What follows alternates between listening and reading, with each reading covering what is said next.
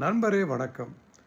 Paradigm shift அப்படிங்கிற வார்த்தையை முதல்ல நான் கேள்விப்பட்டது எங்கள் கேட்ராக்ட் சர்ஜரியில் பழைய மெத்தட்லேருந்து புது மெத்தடுக்கு மாறினப்ப முதல்ல எல்லாம் கண்ணை பெருசாக திறந்து உள்ளே இருக்கிற புரை எடுத்துட்டு தையல் போட்டு பண்ணிக்கிட்டு இருந்த காலம் போய் தையலே இல்லாமல் ஒரு மெத்தட் வந்தது. அப்புறம் ஃபேக்கோங்கிற மெத்தட் வந்தது.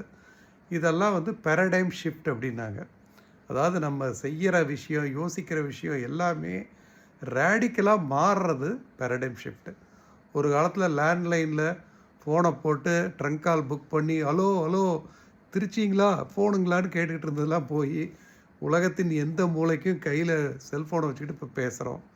ஒரு காலத்தில் காசை கத்தையாக எடுத்துகிட்டு போனதெல்லாம் போய் அப்படியே செல்ஃபோன்லேருந்து பேமெண்ட் அனுப்புகிறோம். இது மாதிரி ஏகப்பட்ட விஷயங்கள் மாறிக்கொண்டே இருக்கிறது.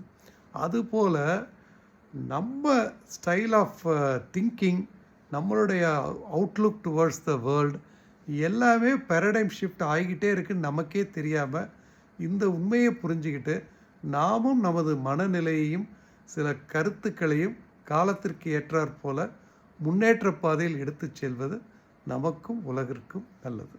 நன்றி.